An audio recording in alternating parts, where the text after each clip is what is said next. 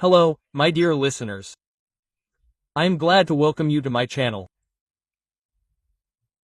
Thank you very much for your feedback and the comments you leave. It is a pleasure to read them. Thank you very much. Who do you want?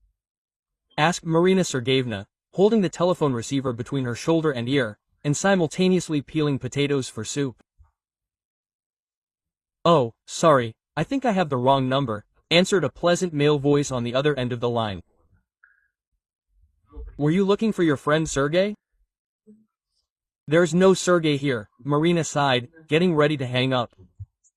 Wait! Exclaimed the stranger. You have such a voice. Can I talk to you?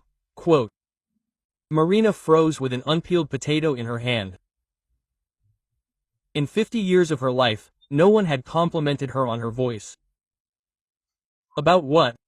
Well, about anything. About the weather, about music, about life. She chuckled. You have strange ways of meeting people. I agree, but sometimes chance gives us chances that we ourselves would not dare to create. What is your name? Marina. And mine is Anton.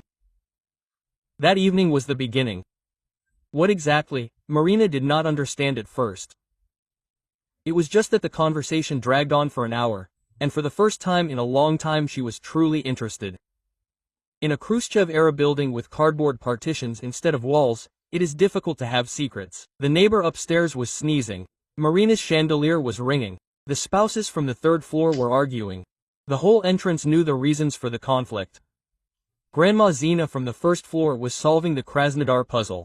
The tenants from the fifth were shouting the answers. Everyone here knew almost everything about each other. Marin, you have a new man, he showed up? Asked her neighbor Klavdia, bumping into her at the entrance the next morning. What makes you think that?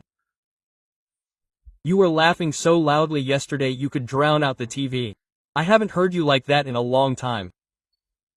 Marina just waved her hand. What's there to explain?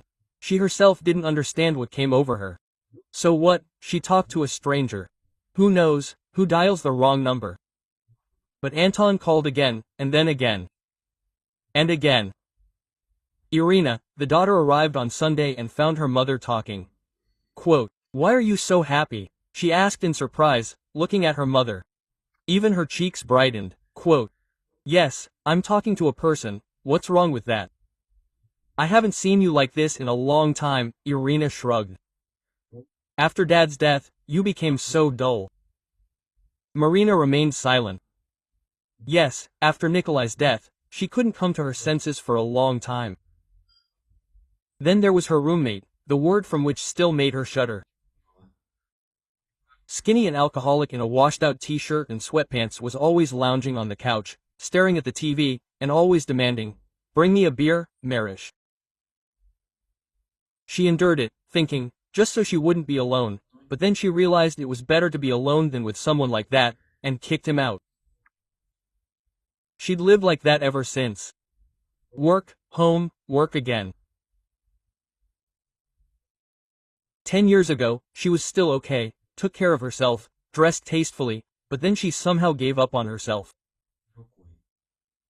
Urka needed help with her studies, there wasn't enough money. She had to get a job as a cleaner in the factory administration. At first, she was ashamed, but then she got used to it. Work is work. For 2 months, they called Anton almost every evening. Marina told him about her daughter, about the neighbors, about work. He talked about his travels, about books, about music. His voice, low and soft, had a calming effect on her. Quote, let's meet, he suggested one day. Why do we communicate so well? Marina was scared. Quote, I want to see a woman with such an amazing voice. I'm not young anymore and not a beauty, she warned honestly. And I'm not a fairy tale prince. It's just that I feel like I've known you all my life. She hesitated for a long time, afraid to disappoint him with her appearance, and even more afraid that she herself would be disappointed. Suddenly, instead of an educated, interesting conversationalist, there would be another battered man with a belly and a bald head. But something awakened in her over these 2 months, something long forgotten and buried under the weight of daily worries. Quote, "Maybe this is that very love?" thought Marina, tossing and turning sleeplessly. "Okay," she said finally. "Let's try before the new year." "Excellent," Anton rejoiced. "Let's walk around the city, sit in a good restaurant. You won't regret it." Only after this conversation did Marina realize she had absolutely nothing to wear. She opened her closet and was horrified. Old jeans, shapeless sweaters, and tatty dresses, worn to holes. The last time she'd bought herself something new was, it seemed, back in Nicholas's time. She wasn't supposed to get paid for another week, and she didn't want to borrow. She dug into her stash and counted the money, barely enough, but it should be enough. Marina got lost in the shopping center. Her eyes darted from the abundance of things. In the end, she settled on a strict dark blue suit with a skirt just below the knee, new shoes with a small heel, and a decent coat. A strange woman looked back at her from the mirror, stern, smart, even elegant. "Come on, raise your head," Valentina, her hairdresser friend, commanded. "What's that look like? Like you've come to beg." Quote. Marina only sighed. Her friend was right. Her long, graying hair didn't suit her at all. "Cut," she said decisively. "I want to be beautiful." "Now that's a different story," Valentina rejoiced. "I don't want to see Baba Ego, but a young, fashionable woman." Valentina mercilessly chopped off half her hair. The haircut turned out short and modern. Marina could hardly recognize herself in the mirror. "Well, who is he?" Valentina asked, working her magic on her hair. "Who? Oh, don't pretend. The man because of whom you suddenly decided to become a person." Quote. Marina only smiled. "I'm trying for myself." "Yeah, right," Valentina chuckled. "So I believed it." To complete the look, Marina bought a new handbag. She had almost no money left, but she didn't regret it. She hadn't felt so alive in a long time. They arranged a meeting in the park. Snow was falling in large flakes. The trees stood in white caps. Marina walked, sinking into the snowdrifts. Her heart was pounding like crazy. Old fool, she scolded herself, to find time to fall in love. He was waiting for her in the alley, tall, in a gray coat and elegant shoes. This was exactly the type of man Marina always liked. He smelled of something citrus. "Marina," he asked, approaching. "Anton." They stood and looked at each other like teenagers. Marina felt herself blushing. "You are even more beautiful than I imagined," he said finally. "And you don't sound like your voice at all? Is that bad?" Quote. "No, this is unexpected." He offered her his arm, and they walked along the snow-covered alley. For the first time in many years, Marina felt truly happy. "I only regret one thing," Anton said later, when they were sitting in a cozy restaurant. "What?" "That you didn't agree to a date right away? We wasted so much time." Quote. She just smiled, warming her hands on a cup of hot tea. The evening flew by. They talked about everything under the sun: movies, books, travel. Anton told funny stories. Marina laughed. With each passing minute, the tension melted, like snow in the spring sun. "Will you walk me home?" she asked as the restaurant began to close. "With pleasure." She wanted this walk to never end. They walked through the night city, and Marina felt like the heroine of a film. Any minute now, the music would start playing, the camera would pull up, showing their figures against the backdrop of snow-covered streets. They stopped at the entrance. "Can I call you tomorrow?" asked Anton. "Of course I can," Marina nodded. And don't call me by your formal name, let's be informal now. Come on, quote. He smiled and lightly touched her hand. See you tomorrow. Marina walked up to her apartment on stiff legs. Everything inside her was singing and rejoicing. She couldn't remember the last time she'd felt so alive. There was a knock on the door. The neighbor downstairs was standing there. Tamara Petrovna. Marina, sorry for the late visit. Do you have any salt? I'm all out. The stores are already closed. Yes, I'll find it now. Marina went into the kitchen, and her neighbor, of course, followed her. And who was that who saw you out?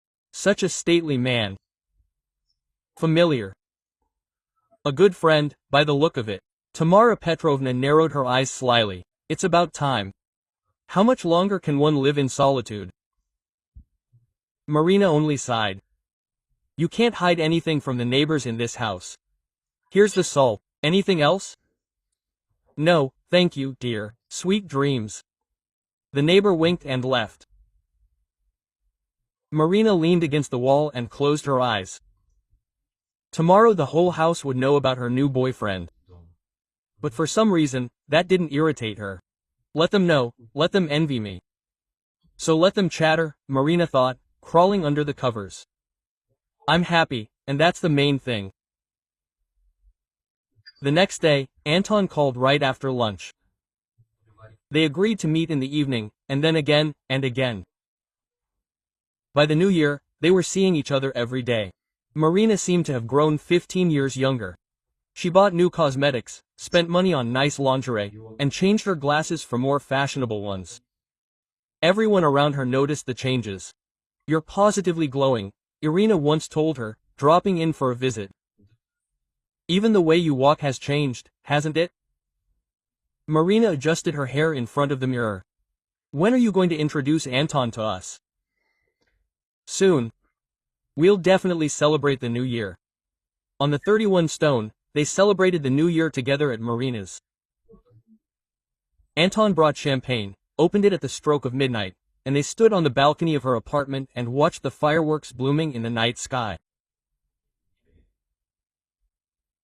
Happy New Year, he whispered in her ear. Happy New Life. After the New Year's holidays, they began to see each other even more often. Anton came to visit her, brought her goodies, and sometimes stayed overnight. Her old life now seemed such a distant and unpleasant dream. It was as if she had awakened from a long slumber. Outside, the winter cold hung heavy, but spring blossomed within Marina. Anton was a true miracle. He brewed wonderful tea, bought sweets, and didn't count the pennies. It was easy and calm with him. Look what I bought, he said one day, handing her a small box. Inside was an elegant gold chain with a teardrop-shaped pendant. What is this? Marina asked, feeling tears welling up in her eyes. A gift?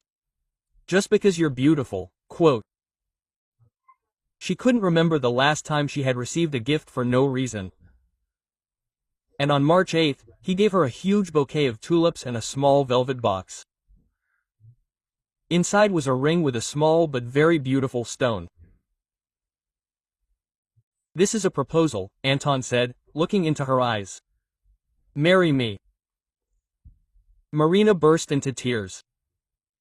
She didn't expect that at her age one could still be so happy. Yes, she whispered through her tears. Of course, yes. He hugged her and kissed her.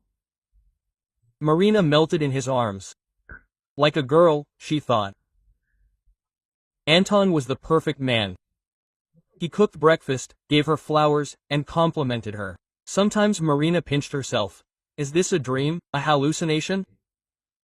Maybe she's gone crazy from loneliness? Quote. But no, it was all real. And Anton was real. She felt his warmth, heard his voice, and saw his smile. One morning they were drinking coffee in the kitchen, and Marina suddenly asked, "Where are we going to live after the wedding? At mine or at yours?" Quote. Anton thought for a moment. You know, I've been meaning to tell you for a while, your apartment, it's nice, but old and cramped, Marina finished for him. I know, you can't even talk normally in there. The neighbors will hear everything. Quote, that's exactly it. He sighed with relief. And my son from his first marriage lives in mine with his pregnant wife now. I don't want to bother them. So what do you suggest? Let's buy a new apartment for the two of us. Let's start with a clean slate. Quote. Marina thought for a moment. The idea was tempting, but apartments are expensive these days. Well, I have some savings, Anton said. Not much, but enough for a down payment, and the rest we can get a loan. They began looking through ads, went to viewings, discussed options. And finally, they found a spacious 3-room apartment in a quiet, green neighborhood. Bright, with large windows overlooking the old park. Do you like it? Anton asked when they had walked through all the rooms. Very much, Marina admitted honestly. But everything has a price, he shrugged. I think we can manage. They agreed with the realtor and went outside. Anton was unusually thoughtful. Something's wrong? Marina asked. Well, I have savings, he finally said, but they weren't enough. What if I sell my apartment? Are you really ready? Quote. Marina thought about it. The apartment was her parents'. She'd spent her whole life there. She'd grown up with Urka there. She'd lived with Nikolai there for almost 20 years. And what would happen to Urka if things didn't work out with her husband? She'd have nowhere to go back to. That's true, Anton nodded. And besides, you won't get much for your kennel. Hey, quote. Marina playfully nudged him in the side. It's not a kennel, it's my castle. Well, I'm sorry, quote. He hugged her. I didn't mean to offend you. I just dreamed so much of our home together. We could look for something simpler. Quote. No, Marina shook her head. We've already fallen in love with this apartment. Let's think about it. She saw confusion and shame in Anton's eyes. A man, and not enough money. She knew how painfully this would hit a man's ego. For a week they racked their brains over how to use this money. And then one day Marina said, what if we take out a loan using my apartment as collateral? It's risky, Anton frowned. We're not even married. Not yet, Marina corrected him. And risk is a noble cause. Anton tried to dissuade her, but Marina was stubborn. She saw this apartment and imagined how they would live there, how they would drink coffee in the spacious kitchen in the mornings, how they would sit by the window in the evenings and look out at the park.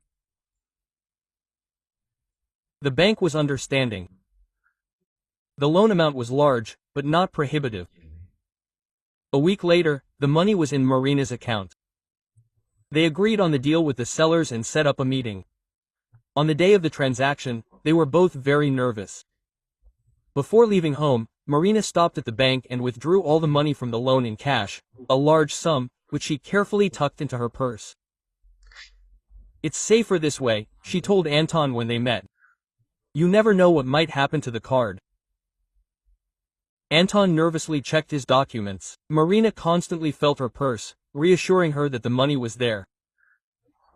Let's have coffee, he suggested when they arrived at the notary's office ahead of schedule. We need to calm down.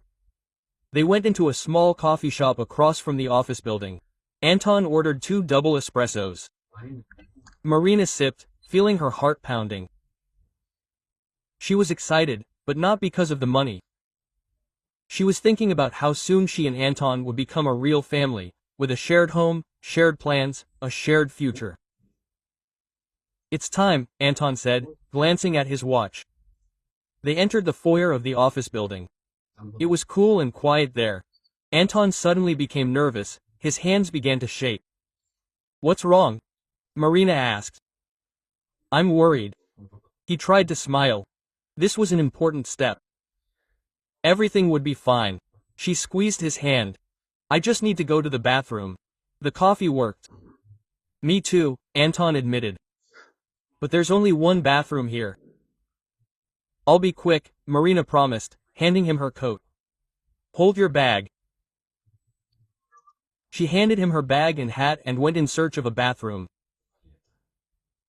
She walked down the hallway, turned right, then left. The building was large, and there were no signs. Finally, she found the right door. Leaving the bathroom, Marina wanted to check the time, but remembered that her phone was still in her purse, where her wallet and bank card were.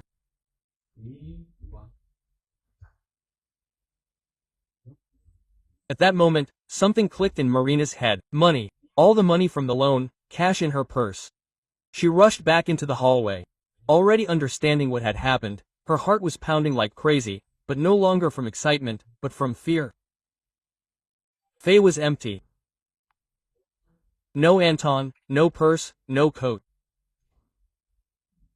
For a moment, Marina froze, unable to believe what was happening, then rushed to the exit. It was raining outside. Marina ran out of the building, looking around. People were hurrying about their business. No one paid attention to her, and Anton was nowhere to be seen. Anton! She screamed, but in response only the noise of cars and rain. She returned to the building and approached the security guard. Have you seen a man, tall in a gray coat? The guard, holding a woman's purse, looked at her sympathetically. Did you see him? He ran out of here 5 minutes ago, got into a taxi and left. Which way? Marina asked, feeling everything inside her break. Yes, it seems towards the station, and he is going that way. The guard shrugged. What's wrong? Did they rob you or something? She stuttered and cried as she wrote the police report. Marina could read in the young police officer's eyes, "You fool, it serves you right." He wrote down the statements as usual, asking questions that were dripping with disdain. How many such statements from lonely middle-aged women, deceived by scammers, had passed through his hands? Are you sure he introduced himself as Anton Vorontsov? He asked for the third time. Yes, Marina nodded, wiping tears from her cheeks. That's what he said. And you didn't check his documents even once in 2 months? No, and you voluntarily gave him a large sum of cash? Quote. Marina nodded again, unable to utter a word. Okay, the police officer sighed. We're pursuing the case, but frankly, the chances of finding this man are slim. Most likely, neither the name nor the address are real. Quote. Marina left the police station, feeling crushed. A cold rain was drizzling outside, but she didn't notice it. One thought was spinning in her head. How could I? How could I? Quote. At home, a call from her daughter was waiting for her. Marina didn't want to answer, but she picked it up anyway. She had to tell the truth. Mom, where have you disappeared to? Irina's voice sounded irritated. I haven't been able to reach you all day. The phone was stolen, Marina answered quietly. What? Where? Irochka. Marina took a deep breath. I have to tell you something.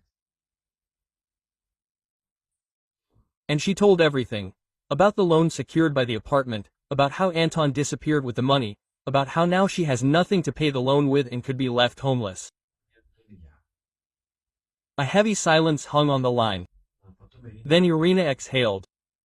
I knew it. I didn't even doubt it. What are you going to do? Pay, answered Marina. There was no sympathy in her daughter's voice, not a single offer of help. But Irina earned well, she could, although she was right. Why should she care about her idiot mother's problems? She has plenty of her own. Mom started this mess, let her deal with it herself.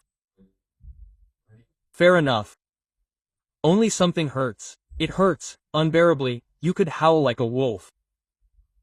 For the next few years, she was dealing with the consequences of her own stupidity. Every day she worked, Every day she counted the kopecks left after paying off the loan, but it was enough for bread and salt. Only occasionally could she afford a chicken. Irina rarely called and rarely came.